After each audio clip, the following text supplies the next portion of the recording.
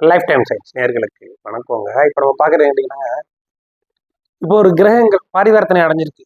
இரு இரு கிரகங்கள் பரிவர்த்தனை அடையும் போது அந்த கிரகங்களுடைய பலன்கள் எப்படி இருக்கும் அப்படிங்கிறத பார்க்குற மாதிரி இப்போ அந்த கிரகங்களோட சேரக்கூடிய பாவ கிரகங்கள் சேர்ந்துருக்கு. இப்போ ஒரு கிரகம் வந்து இப்போ நான் சொல்லிடுற பாருங்க, அவங்க வந்து கன்னி லக்னம். கன்னி லக்னத்துக்கு ஏற்கனவே நான் ஒரு வீடியோ போட்டிருந்தேன், இரு ஆதிபத்திய பரிவர்த்தனைன்னு சொல்லி சந்திரன் சுக்கிரன் பரிவர்த்தனை. இப்போ அதில் என்னன்னு கேட்டிங்கன்னா, அந்த சந்திரனும் சுக்கிரனும் பரிவர்த்தனை அடைஞ்சிருக்காங்க. அந்த சந்திரனும் சுக்கிரனும் பரிவர்த்தனை அவங்களோட பாவக்கிரகங்கள் சேர்ந்திருந்தா எப்படி இருக்கும் அப்படிங்கிறத இப்போ அவங்க கேட்கிறாங்க. அதே மாதிரி இன்னொருத்தர் கமெண்ட்ஸ்ல சொல்லியிருந்தாரு, சந்திரனும் சுக்கிரனும் பகை எப்படி. ஆக்சுவலா பார்த்தீங்கன்னா, நம்ம முதல்ல கிரகங்களுடைய நட்பு பகையை முதல்ல நம்ம தெரிஞ்சுக்கணும். அப்போதான் நம்மளால எதையுமே ஒரு முடிவு பண்ண முடியும்.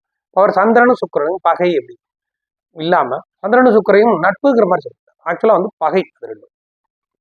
அவர் வந்து நட்புங்கிற மாதிரி அவர் சொல்லியிருந்தார். சந்திரனும் சுக்கிரனும் பகை அப்படி இருக்க இப்ப அவங்க பரிவர்த்தனை அடைஞ்சிருந்தா லக்னத்துக்கு தகுந்த மாதிரி மாறும், வேற விஷயம்.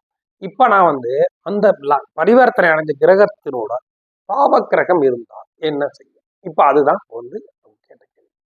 பாவக்கிரகம் இருந்தா அந்த லக்னத்துக்கு, அதாவது பாவக்கிரகம் இருந்தா அது திசை எப்படி இருக்குங்கிறது ரெண்டாவது, அந்த அம்மை வீடு எப்படி இருக்குங்கிற ரெண்டாவது, லக்னத்தையும் பார்க்கணும். நம்ம லக்னத்தையும் பார்த்தா தான் நம்ம அடுத்த முடிவுக்கு வர முடியும்.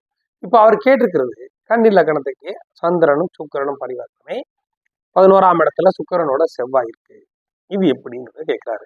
இப்ப நான் அதுக்குள்ள இப்ப டீட்டெயில் பண்ண கட்டுறேன் பாருங்க.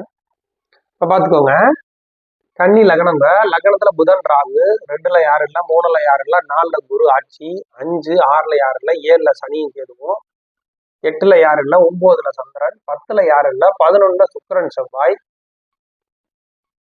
12ல சூரியன். பாத்துக்கோங்க, கிரக அமைப்பு போட்டிருக்கேன் பாருங்க. வந்து 4 9 96 அமைப்புக்கு வரும். இவர் பிறக்கும் போதே சந்திர திசையில பிறந்திருக்காரு. சந்திர திசைனா ரோஹிணி நட்சத்திரம். ரோஹிணி நட்சத்திரத்துல இவர் பிறந்திருக்காரு. நம்ம பார்க்க வந்திருக்கிறது என்ன அப்படின்னு பாத்தீங்கன்னா பரிவர்த்தனை.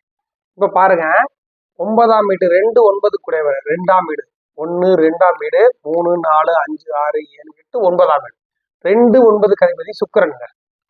இந்த 10 11ஆம் வீட்டு அதிபதி சந்திரன். இந்த சந்திரனும் சுக்கிரனும் பரிவர்த்தனை. கரெக்டுங்களா? இப்போ பாத்துக்கோங்க, 1 2ஆம் வீடு சுக்கிரனோட வீடு, 3 4 5 6 7 8 9ஆம் வீடு சுக்கிரனோட.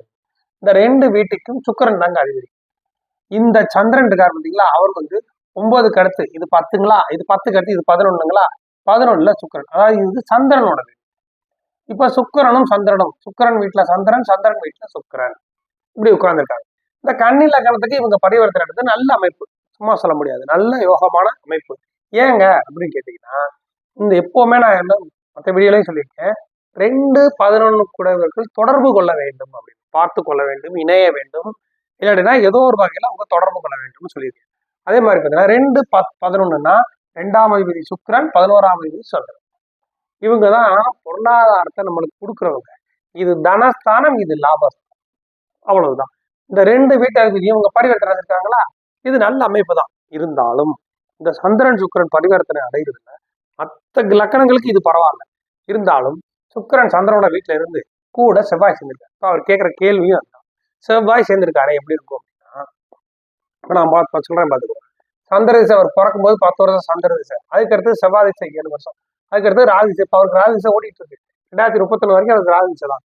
இப்போ பாத்தீங்கன்னா இந்த லக்னத்திற்கு 1 2 3 கூட 3 4 5 6 7 8 கூட 3 8 கூட ரொம்ப கெட்டவர். எப்படி சொல்றது, கன்னி லக்னத்துக்கு சுத்தமா ஆகாது. நான் ஏற்கனவே வீடியோல சொல்லியிருக்கேன், கன்னி லக்னம் செவ்வாய் திசை, கன்னி லக்னத்துக்கு செவ்வாய் சுத்தமா ஆகாதவர்.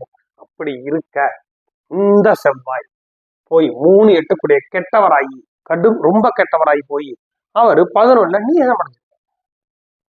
நீசம் அடையும் போது இந்த 2 கிரகங்களும் பரிவர்த்தனை அடையும் போது என்ன ஆகும் அப்படின்னா, இந்த 3 8ன்னா என்னங்க, 8ங்கிறது ஆயுள். இந்த ஆயுள் ஸ்தானாதிபதி நீசம் அடைஞ்சாலும் பரவாயில்ல, 11ல இருந்து சுக்கிரனோட சேரும்போது அவங்களுக்கு அவ்வளவு சீக்கிரம் எந்த நோய் நொடிகள் எதையுமே கொடுக்க மாட்டாரு, வந்தாலும் இருக்காது. அந்த மாதிரி நல்ல பலன்களை தான் செவ்வாய் கொடுப்பார். 11ல இருக்கிறது நல்ல யோகம். இப்போ உதாரணத்துக்கு பார்த்தீங்கன்னா, சுக்கிரனும் செவ்வாய் சேர்ந்திருக்கும் போது இவருக்கு மருத்துவ சம்பந்தப்பட்ட வகையில ஒருக்கு நல்ல அமைப்புகளை கொடுக்கும், நல்லா இருக்கும். செவ்வாய் திசையும் நல்லா இருக்கும். என்ன, சுக்கிர திசை வந்தா செவ்வாய் திசை அளவுக்கு பெரிய யோகமாக ஓரளவுக்கு இருக்கும். ஏன் காரணம், 11ல இருக்கிறதுனால கொஞ்சம் நல்லதை பண்ணுவார். இருந்தாலும் பரிவர்த்தனை அடைஞ்சிருந்தாலும் அவர் வந்து கடக வீட்டுல அவரு ஒரு 70% தான் அவர் நன்மைகளை செய்ய முடியும். பத்தாவதுக்கு கூட செவ்வாய் வேற இருக்காரு. ஆனா இவரை பொறுத்த மட்டும் பாத்தீங்கன்னா, இப்ப நான் சொல்ல வந்தது என்னன்னா, பரிவர்த்தனை அடைந்த கிரகங்களோட இருக்கும் பாப கிரகம் யோகத்தை செய்யும். இந்த 3 8 கூட கெட்டவராக இருந்தாலும் சுக்கிரன் தான் இப்ப ரொம்ப பண்ண மாட்டார், செவ்வாய் நல்லா பண்ணுவார். இதுதான் வித்தியாசம். பத்தாவதுக்கு இந்த ஜாதகருக்கு நல்ல யோகம் என்னன்னு கேட்டீங்கன்னா, 11ஆம் உச்சம் அடைஞ்சு 9ஆம் இடத்துல இருக்கிறது மிகப்பெரிய யோகம். அதே சமயம் 2 9 குறைவனாகி அவனோட போய் இவர் பரிவர்த்தனை எடுத்து நல்ல யோகம். இதுதான் வித்தியாசம். அதே சமயம் நம்ம அந்த பாபக்கிரகம் என்ன பண்ணணும், சுபக்கிரகத்தோட சேர்ந்த பாபக்கிரகம் நன்மையை செய்யும். இந்த சுபக்கிரகம் பலம் இழக்கும், அவ்வளவுதான். இதுதான் வித்தியாசம். சரி, சுபக்கிரகம் பலம் இருந்தா என்னங்க அந்த இடத்துல இந்த 2 9 குறைய அப்பாவால வரக்கூடிய சொத்து பத்துக்கள்ல இருந்து ஒரு முக்கியமா 100% வர வேண்டியது இருந்தா 40% தான் கைக்கு. இதுதான் வித்தியாசம். சுக்கிரன் இங்கே இருந்தா அது வேற விஷயங்க, நல்ல யோகங்க. ஆனா பரிவர்த்தனை அடைஞ்சிருக்கும் போது இந்த வீட்டுல இருந்தா ஒரு பலனை கொடுக்க முடியும். அவர் அந்த வீட்டுக்கு போக மாட்டார், அந்த வீட்டோட பரிவர்த்தனை அடைஞ்சிருக்காரு, அவ்வளவுதான். ஆனா அவர் அந்த வீட்டுக்கு போக மாட்டார், இவர் இந்த வீட்டுக்கு வரமாட்டார். எங்க இருக்காங்களோ அங்கிலிருந்து தான் பலன் கொடுப்பார். அதான் நம்ம மேல புரிஞ்சுக்கணும். சரி, யார் எப்படி பலன் கொடுத்தாலும் இந்த செவ்வாய்க்கு சுபக்கிரகத்தோட தொடர்பு கிடைச்சிருச்சுங்க, அவ்வளவுதாங்க. இதாங்க ஒரு விஷயம் கிடைச்சிருச்சுங்க. இப்போ அவரு செவ்வாய் கெடுதல்களை பண்ண மாட்டாரு. இதுதாங்க வித்தியாசம். செவ்வாய் இவருக்கு நன்மைகளை தாங்க செய்வார். சுக்கிரன் தான் கொஞ்சம் கெடுதல் பண்ணுவார், பெருசா பண்ண மாட்டார் அவரும். ஏன்னா அவரு 2 9 குறைவார், அவ்வளவு சீக்கிரம் யோகாதிகள் கெடுதலை பண்ண மாட்டார்.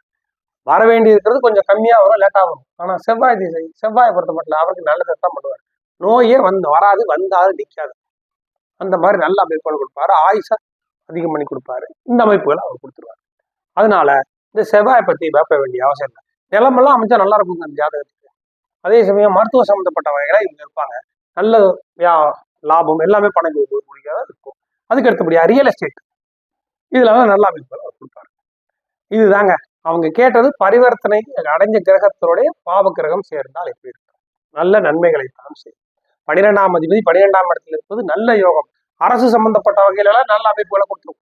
சொல்ல போனா அரசு சம்பந்தப்பட்ட மருத்துவ வகையில போறதுக்கு நல்ல அமைப்புகளை கொடுக்கும். அதே சமயம் லக்னத்துக்கு 7ல சனி இங்க எதுவும் இருக்கிறாங்க அப்படின்னா, 7 அதிபதி குருவும் 4 ஆட்சி, அந்த குருவை சனி பார்த்துட்டாங்க, அந்த அமைப்பு நல்லா இருக்கு. இப்படிதாங்க நம்ம பார்க்கணும். இந்த அமைப்புகளுக்கு நான் அடுத்த வீடியோல போடுறேன். இப்ப இவங்க கேட்டிருக்கிறது பரிவர்த்தனையோட சேர்ந்த பாவ கிரகம், அது நன்மைகளை. Okay, thanks.